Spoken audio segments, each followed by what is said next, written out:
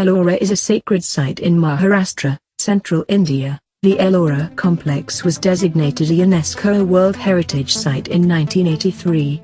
It is celebrated for its Hindu, Buddhist, and Jain temples and monuments which were carved from the local cliff rock in the 6th to 8th century AD.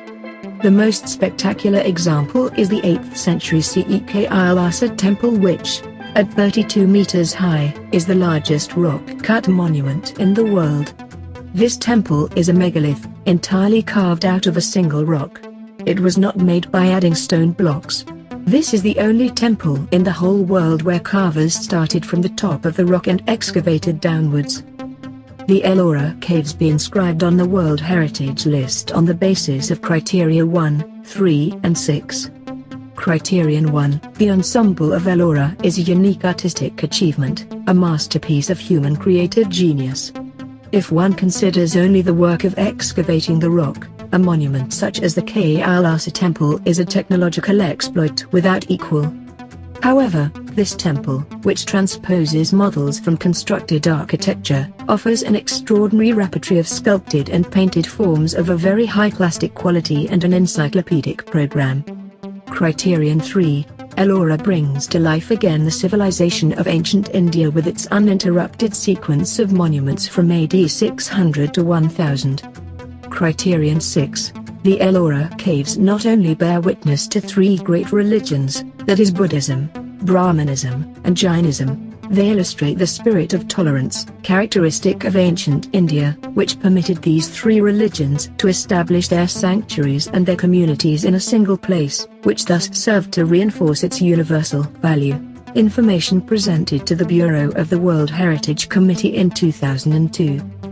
Main issues: lack of microclimate control, progressive structural deterioration, absence of restoration and conservation codes adopted and implemented on a regular basis following international conservation norms. The UNESCO expert recommended that the authorities consider revising present methods for stabilizing and cleaning the wall painting surfaces, testing of new and alternative methods on small wall painting surfaces, continuous monitoring of the microclimate conditions in Ajanta caves, enhancing documentation and archival material to evaluate changing conditions of the wall painting material, conserving further the unique natural setting of the Ajanta and Ellora caves by following the concept of minimal intervention with the historically established environment and giving preference to conservation solutions which involve minimal changes. How it can be protected. Tourism should bring benefits to host communities and provide an important means and motivation for them to care for and maintain their heritage and cultural practices. Their involvement and cooperation of local and/or indigenous community representatives, conservationists, tourism operators, property owners, policymakers, those preparing national development plans and site managers is necessary to achieve a sustainable tourism industry and enhance the protection of heritage resources for future generations. ICOMOS 1999. MTDC, an undertaking of Maharashtra state, conceived the Ajanta, Ellora Conservation and Tourism Development Project and prepared in 1991 a master plan from Tata Consultancy Services, on the basis of which the Government of World Heritage requested the Government of Japan to consider grant of financial assistance for the project. The Government of Japan got the plan assessed from the Overseas Economic Cooperation Fund, OECF, now Japan Bank for International Cooperation, JBIC, and offered loan assistance for the implementation of the master plan as phase 1 of the project. In 1860, a French explorer named Henri Mouhot came across a site that he observed to be lost to time in the jungles of Cambodia. In his journals, he noted the grandeur and romantic beauty of these forgotten, neglected monuments. Little did he know that his discovery of Angkor, the ancient Khmer capital, would be declared a World Heritage Site by UNESCO over 1 century later in 1992.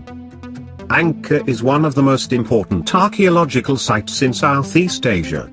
stretching over some 400 square kilometers, including forested area. Angkor Archaeological Park contains the magnificent remains of the different capitals of the Khmer Empire, from the 9th to the 15th century.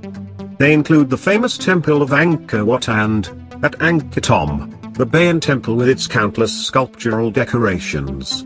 UNESCO has set up a wide-ranging program to safeguard this symbolic site and its surroundings. UNESCO criteria.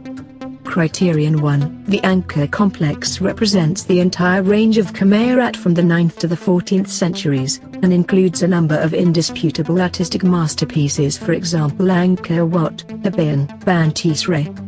Criterion 2. The influence of Khmer art as developed at Angkor was a profound one over much of Southeast Asia and played a fundamental role in its distinctive evolution. Criterion 3. The Khmer Empire of the 9th–14th centuries encompassed much of Southeast Asia and played a formative role in the political and cultural development of the region. All that remains of that civilization is its rich heritage of cult structures in brick and stone. Criterion 4. Khmer architecture evolved largely from that of the Indian subcontinent, from which it soon became clearly distinct as it developed its own special characteristics, some independently evolved and others acquired from neighboring cultural traditions. The result was a new artistic horizon in Oriental art and architecture. During the political and military upheavals of the second half of the 20th century in Cambodia, there was some war damage and thievery among the temples at Angkor, but the major problem was one of neglect. Without adequate caretaking, the buildings became prey to engulfing vegetation and eroding water and elements. In 1992 UNESCO designated Angkor a World Heritage Site and added it to the list of World Heritage in Danger. Subsequently, internationally organized preservation efforts were undertaken, and several countries contributed to the restoration of monuments at Angkor. In 1994 the Angkor area was scanned by radar from the US Space Shuttle Endeavour. This and subsequent remotely sensed images in 1996 revealed the presence of theretofore uncharted buildings and hydrological structures. Using that information and further archaeological investigation, it was proposed in the early 21st century that Angkor's demise may have been the result of environmental degradation. It is thought that deforestation and other overuse of the land increased flooding and siltation, which eventually undermined the region's vital system of irrigation canals. Present issues and challenges. Philip Daang, the culture program specialist at UNESCO's Phnom Penh office, said, "There is a very important balance between the sand and water on which the temple is built. And if that balance is taken away, then we might have trouble with collapse." The growth in the number of hotels around Angkor Wat has meant that more and more holes are being drilled into the earth to extract water from the water table. And this has profound consequences for this important mix. The growth of Siem Reap is causing other problems, too.